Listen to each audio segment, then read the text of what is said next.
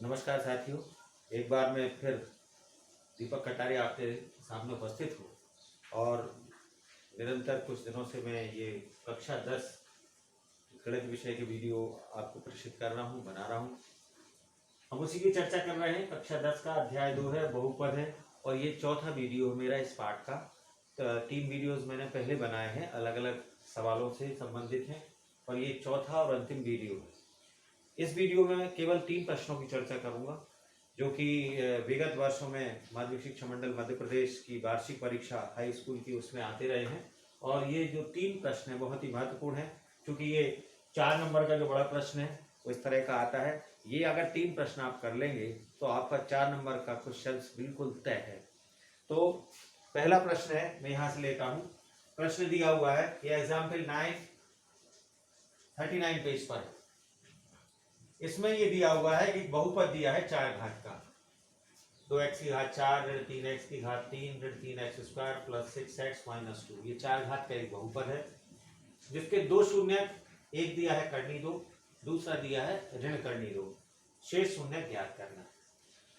हमने पहले भी अध्ययन किया था कि यदि 1 घात का बहुपद होता है तो उसका 1 शून्यक होता है, 2 घात का बहुपद होता है उसके 2 शून्यक होते हैं, 3 घात के बहुपद के 3 शून्यक होते हैं और 4 घात का बहुपद है तो उसके 4 शून्यक होंगे। यहाँ पर उन्होंने 2 शून्यक दे दिए, एक करनी 2 और एक ऋण करनी 2।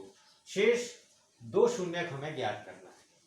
तो इसकी प्रक्रिया ये रहेगी कि मान लीजिए कि किसी, हम अंकों का उदाहरण लेते हैं, 2 गुणित 3 गुणित 5 गुणित 7, 210 गुणा कितना हुआ? ये 4 इसके मान लीजिए गुणनखंड है। यदि मान लीजिए हमें 2 पता है, 4 घात के बहुपद में से 2 पता है, 2 हमें ज्ञात करना है। तो हम 5 और 7 कैसे निकालेंगे? तो इसकी प्रक्रिया ये रहेगी, ये जो 2 दिए गए हैं इनका हम पहले गुणा कर लेंगे। कितना हो जाएगा? 6। और ये जो अज्ञात हैं इनको हमें ज्ञात करना है। तो पहले हम 210 में इस 6 का भाग दे देंगे। तो 210 में हम 6 का भाग देंगे।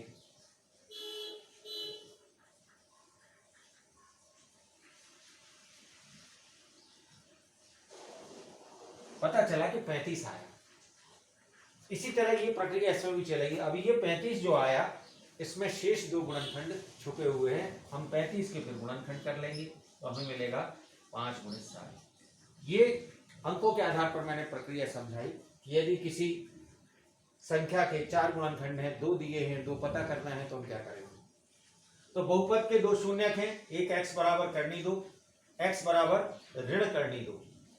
इन गुणनखंडों के, इन्हें हम गुणनखंडों के रूप में लिखते हैं, x माइनस करनी 2 और x प्लस करनी 2, क्योंकि इन्हीं से हम शून्य निकालते हैं। जब इसको शून्य के बराबर रखेंगे तो x बराबर करनी 2 मिलेगा, x धन करनी 2 रखेंगे तो x बराबर ऋण करनी 2 मिलेगा। इसमें सूत्र लग जाएगा a minus B into A plus B बराबर होता है A square minus B square. ये वाला फार्मूला इसमें लगा। तो ए वर्ग मतलब x का वर्ग, बी वर्ग मतलब करनी 2 का वर्ग, करनी 2 का वर्ग जो होगा वो 2 होगा, इसलिए ए वर्ग ऋण बी वर्ग करनी 2। इसको चाहे तो एक बार करनी 2 का वर्ग लिख दें और बाद में x स्क्वायर माइनस 2। इन दोनों गुणनखंडों का हमने, जैसे ये 2 3 का गुणा किया था, इन दोनों का हमने गुणा कर लिया, x स्क्वायर माइनस 2 आया। इस तरह से x स्क्वायर माइनस 2 भी इस 4 घात के बहुपद का, जैसे ये था ना 6 भी 210 का गुणनखंड था, मतलब भाग जाएगा। तो x स्क्वायर माइनस 2 से भी दिए गए बहुपद का गुणनखंड है और x स्क्वायर माइनस 2 से इस बहुपद में भाग देंगे जो दिया गया। तो 4 घात के बहुपद में अब हम इस 2 घात के बहुपद का भाग देंगे तो शेष हमें जो भागफल मिलेगा वो 2 घात का बहुपद मिलेगा। x स्क्वायर माइनस 2 से हम भाग देना शुरू करते हैं। भाग देने की प्रक्रिया पिछले वीडियो में हमने पूरी की थी, फिर भी मैं आपको बता दूं, यहाँ 2x स्क्वायर है, यहाँ 2x की घात 4 है, x स्क्वायर से भाग दे रहे हैं तो 2x स्क्वायर बाहर जाएगा। इसको हम पहले पता कर लेंगे। इस तरह से हमने भाग की प्रक्रिया पूरी की जो आप जानते हैं। भाग करने के बाद ये रफ काम को थोड़ा सा मिटा दूं मैं, हमें भागफल मिलता है 2x square minus 3x plus 1। अब इसके भी हमें गुणनखंड करना होंगे। 2 घात के बहुपद से 4 घात के बहुपद में भाग दिया तो भागफल भी हमें 2 घात का बहुपद मिला। 2x² माइनस 3x प्लस 1 के गुणनखंड किया हमने। ये मध्य पद को 2 भागों में विभाजित करके 2x² minus 3x plus 1, 3x को हमने 2 भागों में बांट लिया। ये प्रक्रिया आप जानते हैं, सीख चुके हैं। कोष्टक के पहले माइनस है तो 2x², ये माइनस से माइनस 2x और ये माइनस से ये साइन भी बदल जाएगा, minus x plus 1। Next step में आगे वाले 2 एक कोष्टक में बंद करते हैं, पीछे वाले 2 पद दूसरे कोष्टक को बंद करते हैं। लेकिन यहाँ पहले माइनस आ गया इसलिए कोष्टक के अंदर माइनस होगा। इन ऋण चिन्हों का ध्यान रखना है। कोष्टक से पहले ऋण आएगा तो खुलते समय भी अंदर के चिन्ह बदलेंगे और बंद होते समय भी यदि कोष्टक के आगे ऋण का चिन्ह आता है तो अंदर के चिन्ह बदल जाएंगे। 2x वर्ग ऋण 2x में से 2x कॉमन आया, कोष्टक के अंदर बचा x ऋण 1। x ऋण 1 में से 1 कॉमन आ रहा है, कुछ कॉमन दोनों में नहीं है तो उसको हम 1 मानते हैं। x माइनस 1 दोनों में से कॉमन ले लिया। अब हमारे पास बचा 2x माइनस 1। इस तरह से ये हमने इस बहुपद के गुणनखंड लिए। ये हमने बहुपद के शून्य द्विघात के बहुपद जब देखा था, उसमें शून्य ज्ञात करते समय देखा था कि बहुपद के पहले गुणनखंड करते हैं, गुणनखंडों को शून्य के बराबर रखते हैं, फिर अलग अलग शून्य के बराबर रखते हैं। इसको शून्य के बराबर रखा, x माइनस 1 बराबर 0, 2x माइनस 1 बराबर 0। एक उत्तर इससे आया, पक्षांतर करके x बराबर 1, तो यह हो जाएगा 2x equal to 1 and x equal to 1/2। इस तरह से 2 शून्य निकले, उनका मान है 1 और 1/1। ये जो सवाल है 3 चरणों में पूरा होता है। पहले शून्यकों को गुणनखंड के रूप में बदलते हैं, उनका गुणा करते हैं। फिर जो 2 घात का हमें बहुपद मिलता है उससे हम 4 घात के बहुपद में भाग देते हैं। फिर जो भागफल बचता है उसका हम गुणनखंड करते हैं और गुणनखंड से शेष 2 शून्य निकाल लेते हैं। तो ये सवाल बहुत महत्वपूर्ण है। इसी तरह का एक सवाल और दिया गया है, थोड़ा सा सवाल इसको बदल दे में, इसका रूप थोड़ा सा बदल जाएगा। तो ये सवाल है, चौथा सवाल 40 पेज पर। ये भी आता है, इसका है 3x की घात 4 plus 6x raise to power 3 minus 2x square minus 10x और माइनस 5 के 2 शून्य करनी 5/3 और ऋण करनी 5/3 है। बिल्कुल वही का वही सवाल है। ये 40 पेज पे चौथा सवाल है। इन 2 सवालों में से एक न एक सवाल जरूर आता है। हम उसी तरह की प्रक्रिया पूरी तरह से करेंगे। क्या करेंगे हम, अब थोड़ा सा ये बदलते जाएंगे। x बराबर हमें दिया हुआ है करनी 5/3 और ऋण 5/3। उसी सवाल में थोड़ा सा चेंज, बहुपद के 2 शून्य दिए गए थे, एक करनी 5/3 और ऋण 5 करनी ऋण 5/3। अब गुणनखंडों के रूप में लिखने के लिए इसको हमने थोड़ा सा संशोधन कर दिया। यहाँ हो जाएगा, चूंकि यहाँ y तरफ आता है तो माइनस का साइन आता है, 5/3 और ये भी हो जाएगा करनी 5/3। वही सूत्र लगा, a माइनस बी और a plus B, a square minus B square, तो हमारा ये हो जाएगा x² माइनस 5/3 करनी का वर्ग हो जाएगा। अब इसका मतलब ये हुआ x² माइनस 5/3 भी दिए गए बहुपद का एक गुणनखंड है, इसलिए x² माइनस 5/3 से बहुपद को भाग देने का। अब हम इसको भाग देंगे, इसको पूरी तरह से मिटा लेते हैं। भाग देने की प्रक्रिया फिर से हम सुनिश्चित करेंगे। सवाल दोनों एक से ही है, ध्यान रखना है हमें क्या करना है। तो यहां पर हमारे पास है x² माइनस 5/3, भाग देना है हमें 3x की घात 4 धन 6x की घात 3 ऋण 2x की घात 2 ऋण 10x ऋण 5 में भाग देना। ये हमने देखा एक्स स्क्वायर, ये है 3x की घात 4। तो इसका मतलब ये होगा, जब हम इसको करके देखेंगे 3x की घात 4 में यदि हम एक्स स्क्वायर से भाग दें तो एक तो 3 आएगा और दूसरा x की घात 2 आएगा। तो ये पता चल जाता है कि पहली बार भाग जो है वो 3x वर्ग बार जा रहा है। अगर पता चल जाता है तो हम इसमें गुणा करते हैं, तो ये हो जाएगा 3, इसका गुणा इसमें जब किया तो 3x की घात 4।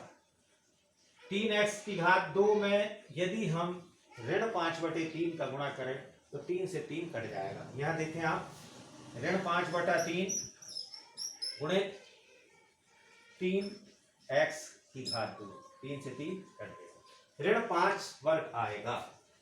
कितना आएगा? ऋण 5x स्क्वायर। प्रक्रिया वही है, घटाया जाएगा, इससे ये कट जाएगा। यहाँ हमारा 6x क्यूब बचा, यहाँ बचेगा धन का 3x वर्ग, ये ऋण 10x जो पते उतारेंगे और ऋण 5। अब हम फिर ये देखेंगे कि 6x क्यूब में x स्क्वायर से भाग दें तो क्या होगा? 6x बचेगा, x स्क्वायर से 2 कट जाएंगे, 1 6 बचा, 1 x, कितनी बार जा रहा है? Plus 6x। कितनी बार जा रहा है? Plus 6x। तो 6x का गुणा किया तो 6x क्यूब और ऋण चिन्ह आया, 3 से ये 6 कट जाएंगे 2 बार और 5 दूनी 10x, तो यहां नहीं इधर लिखा जाएगा ऋण 10x। फिर माइनस, ये चिन्ह बदला प्लस, ये भी कैंसिल हो गया, ये भी कैंसिल हो गया। अब हमारे पास क्या बचा? 3x square minus 5। यदि हम 3x स्क्वायर को x स्क्वायर से भाग दें, 3x स्क्वायर को x स्क्वायर से भाग दें तो 3 बार जाता है, इसका मतलब प्लस 3 टाइम्स। तो 3x वर्ग, 3 का गुणा ऋण 5 में 5/3 में हुआ, 3 से 3 कट गया, ऋण का 5 आया। ये ऋण, ये धन, ये दोनों एक से हैं, विपरीत चिन्ह, ये कैंसिल, मतलब हमारे पास ये 2 घात का बचा। इसके हम गुणनखंड कर लेंगे, इसके हम गुणनखंड करेंगे तो हमें 2 उत्तर मिल जाएंगे। तो ये भी हमें पूरा मिटाना पड़ेगा क्योंकि पुनः ये सवाल हल करना पड़ेगा। आप वीडियो को पॉज करके देखें, थोड़ा सा साउंड की प्रॉब्लम है इसलिए हेडफोन लगाएं तो आपको आवाज साफ आएगी। हमारे पास दिया है 3x square plus 6x plus 3। इसमें से हम ये देख रहे हैं कि 3 कॉमन आ रहा है तो हमने कॉमन ले लिया, x square plus 2x plus 1। अब इसके हम गुणनखंड करेंगे क्योंकि ये तो गुणांक में आ जाएगा। x square plus 2x plus 1 के गुणनखंड करने पर,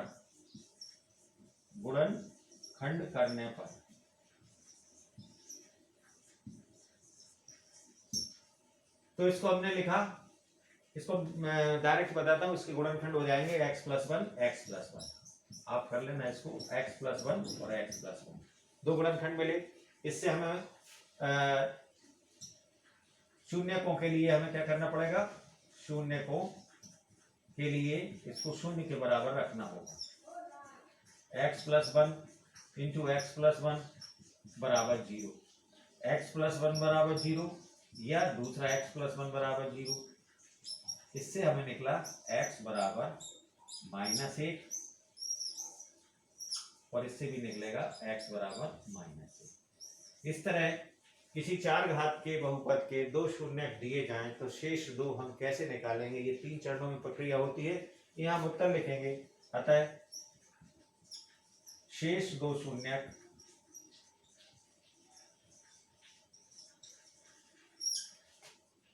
ऋण 1 है। इस तरह से यदि हम पूरा करते हैं तो हमें 4 अंक मिलेंगे।